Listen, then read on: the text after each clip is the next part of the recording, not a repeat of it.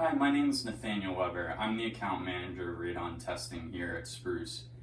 As you start out with radon testing or move into a next-gen compatible monitor like our RadStar Alpha, I understand either you've been using an older style monitor like our RadStar 300 or RadStar 800, or another monitor that also is a plug-in to the computer, so you may not be used to the Bluetooth technology. So just a couple tips and tricks as you start out or get into radon testing for the first time. This monitor here is our Alpha 830. We do have two other models, but this is the one I'll use for demonstration today. Just starting out, a couple of things you'll want to look out for is you can start the test by first turning the key into the on position. You'll see these lights go back and forth for a few seconds, and then you'll hear this chime.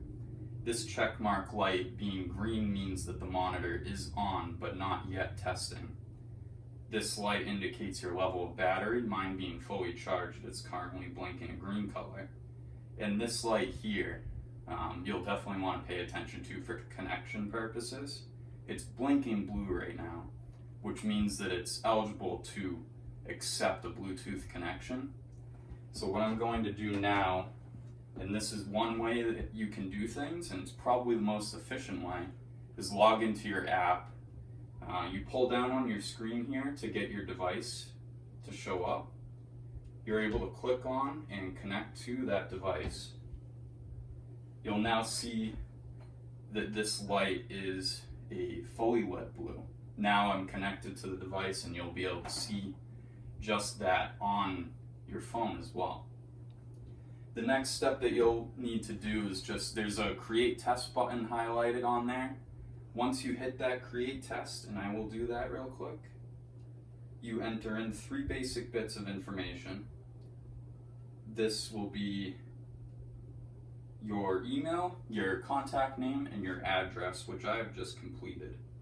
Once you do that, it will allow you to remotely start your device, and you'll hear a chime. Now this one has begun testing. And you'll see that this light is now blinking an orange or amber color. This is especially important. Make sure that you do not leave the site where you're testing until you've seen this light make this particular color.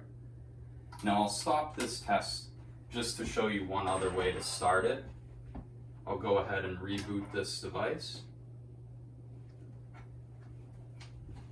If you guys prefer not to use the Bluetooth or are in a pinch and looking to be in and out real quick, you can also hit this start test button and it will perform the same function as what I just did.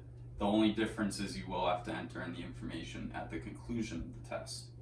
There is a delay mode button on the monitor as well. So again, you'll see this illuminate in an amber color. Now I can comfortably leave this device and feel good about the fact that my device is testing. You'll arrive back at the site and you'll still see this color on your monitor, and you'll know that your device has been testing for the entirety of your absence. Just a couple other things as well to conclude. Your test reports come with a graph, some raw data, and preloaded information for your company, but if you'd like to alter the reports to look a certain way or say a certain thing if the device tests over or under the EPA action level, our Radon Management Cloud, which is up on this screen, does allow you to alter what your test report looks like and what you include in there. You can include your signature, logo, any state-specific attachments and such. Any specific questions about the cloud software can definitely be directed to me or other members of the team here at Spruce. And thank you very much. Feel free to call anytime. Our tech support is available Monday through Friday during normal business hours. Again, it's Nathaniel, and feel free to call me with any questions. Thank you.